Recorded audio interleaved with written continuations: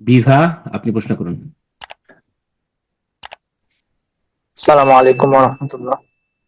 ওয়ালাইকুম আসসালাম রহমতুল্লাহ বরকাত। জি, শেখ, আমার একটা প্রশ্ন ছিল, আহ, যেটা কে আসলে বলছেন? আমাদের বর্তমানে, আমি বাংলাদেশ থেকে। বলেন।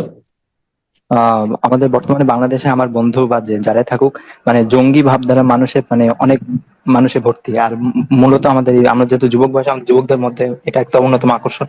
আহ মানে তাদেরকে, মানে আমাদের বর্তমানে বাংলাদেশে আমার যেটা বন্ধু বা ছিল, তাদের অনেককে আমি দেখেছি যারা আইএসআইএস বা আল কায়দা বলেন, যারা এইভাবে কিছু বাংলাদেশে তাদের প্রতিনিধি আছে, তাদের সাথে যোগাযোগ করে বিভিন্ন ভাবে তাদের ভাবধারার সাথে সম্পৃক্ত।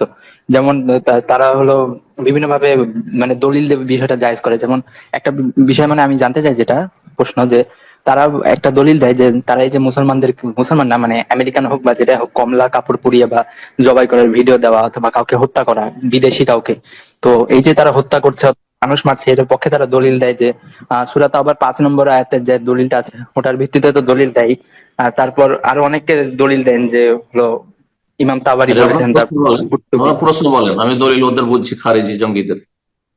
জি, হ্যাঁ, তো আমার প্রশ্ন হচ্ছে যে ওরা একটা দলিল বারবারই বলে, যে হলো, মানে এটা আমি আসলে একটু বড়, আমি ছোট করে বলতে চাই যে আবু বাসির রাদিয়াল্লাহু আনহু যখন মক্কা থেকে পালিয়ে মদিনায় মুসলমানদের নিকট হিজরত করলেন, তখন কাফেররা এসে চুক্তি শর্ত অনুযায়ী তাকে নিয়ে যাচ্ছিল।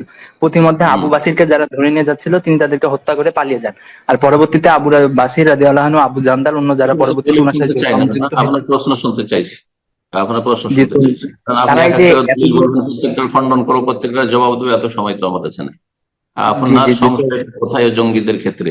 এই যে তারা যে এতগুলো, মানে অনেক দলিল যে প্রদান করে, যে হলো এই মুশরিকদেরকে হত্যা করা বৈধ, যদি তারা যুদ্ধে থাকুক বা না থাকুক, মানে তাদের এটা কি, এই যে এতগুলো দলিল কি মানে প্রযোজ্য সত্যি, যে তারা হত্যা করতে পারবে হারবি কাফের? মোটেই প্রযোজ্য নাই। তারা হচ্ছে পথভ্রষ্ট, গোমরাহ, কেলাবন্যার, জাহান্নামের কুকুর, জঙ্গিরা। বোঝা গেছে? এই খারিজিরা বিনা শাসকের নেতৃত্বে জেহাদ জেহাদ করা, এটি ফাসাদ, জেহাদ নয়। তো তারা যে দলিলগুলো, তাদের সংশয় যে এগুলোর জন্য আমরা বলছি, তারা এক চোখে দেখছে, একটা দিক দেখছে, আর একটা দিকে বহু আয়াত এবং হাদিস রয়েছে সেটা দেখছে না। আল্লাহ যে পরিস্থিতি বিচার করে বলেছেন রসুল্লাহ সাহাবাইকে, কুফু আইদিয়াকুম, তোমরা এখন হাতকে গুটিয়ে রাখো, কাফের মেরে দিল মারিও না, ওয়াকিমুসসালাত, তোমার সালাত কায়েম করো। মক্কায় যখন মুসলিমরা দুর্বল ছিলেন, তখন আল্লাহ এই আয়াত নাযিল করেছেন, তারপরে অনুমতি দিয়েছেন ফরজ করে, তারপরে একটা স্তর ছিল। এখন আপনার ওই রকম মদিনার মতো শক্তিশালী কে আছে? সুতরাং এইগুলো গুমরাহি থাকে। তারপরে নবী সাল্লাল্লাহু আলাইহি ওয়াসাল্লামের বুখারীর হাদিস শোনান, তাদের মুখ কালো হয়ে যাবে এই গুমরাহ পথভ্রষ্টদের। সামান্য কোন শ্রদ্ধা নেই রাসূলুল্লাহর কথার উপর। হ্যাঁ, তাদের খণ্ডনে যখন আয়াত বলবেন, সামান্য কোনো মূল্য রাখেন না। বুঝতে পেরেছেন? নবী সাল্লাল্লাহু আলাইহি ওয়াসাল্লাম ইন্নামাল ইমাম ও জুন্নাহ, ইমাম হচ্ছে ঢাল, বর্মস্বরূপ, শাসক। ইউকাতালু মিন ওয়ারাইহি, যদি লড়াই করতে হয় তাহলে তার নেতৃত্বে করতে হবে, এমনি চলবে না, এতে অরাজকতা হবে। আপনি দেশকে ধ্বংসের দিকে ঠেলে দেবেন। তো জঙ্গিরা মুসলিম দেশগুলিকে একেবারে দুনিয়ার জাহান্নামের দিকে, ধ্বংসের দিকে ঠেলে দিয়েছে। এবং এই জঙ্গিদেরকে মূলত তৈরি করেছে তারাই, তাদের স্বার্থের হাসিলের জন্য, ইসলামের শত্রুরা। ইসলামকে বদনাম করার জন্য, মুসলিমদেরকে বদনাম করার জন্য, ধার্মিকদেরকে বদনাম করার জন্য, এবং এমনকি মুসলিম শাসকদেরকে ভীত সন্ত্রস্ত করার জন্য, যে এরা তোমাদের শত্রু। কথা বুঝতে পেরেছেন? সুতরাং এই যে সুযোগ, আর তারপর মুসলিম দেশগুলোর উপর একের উপর এক আক্রমণ আক্রমণ করার জন্য তার রাস্তা বাহানা খুঁজে বের করছে। এই জঙ্গিদের মধ্যে তারাই তৈরি করছে, তারাই খরচ করছে, ইন্ধন যোগাচ্ছে, আর তারপরে তখন তারাই তাদের, হ্যাঁ, বৈধতা হাসিল করছে যে আমরা এখন যে মারছি এটা ঠিক করছি না। বুঝতে পেরেছেন? শাসকের নেতৃত্ব হলে এগুলো বলার কোনো সুযোগ নেই। জি, সুতরাং যতক্ষণ পর্যন্ত এমন পরিস্থিতি মুসলিমদের না তৈরি হচ্ছে, শেখ সাহেব ফৌজান হাফিজাহুল্লাহ তাআলা এই বিষয়ে বিস্তারিত আলোচনা করেছে। দেখেন, সমস্ত ইবাদতের শর্ত আছে, বিভিন্ন নয় যে লাগামবিহীন আপনি ইবাদত করবেন। কারণ নামাজের শর্ত নেই, পাগলকে বলবেন তোকে নামাজ পড়তে হবে? হ্যাঁ, আপনি মুমূর্ষু বেহুশ লোককে বললেন নামাজ পড়তে, নামাজ পড়াইতে হবে? আচ্ছা, রমজান মাসে মুসাফির, হ্যাঁ, কষ্টের সফর, তারপরে আপনার অসুস্থ, একবার খুব বেশি অসুস্থ, রোজা রাখলে মরে যাবে, যে না রোজা রাখতেই হবে? পয়সা নেই, বাড়িতে খেতে নেই, স্ত্রীর খরচ নেই, ছেলে মেয়ের খরচ নেই, আর বলছে হজ ফরজ আছে না, শর্ত আছে? সমস্ত ইবাদতের শর্ত আছে, ওই রকম জিহাদেরও শর্ত আছে, বুঝে নাই?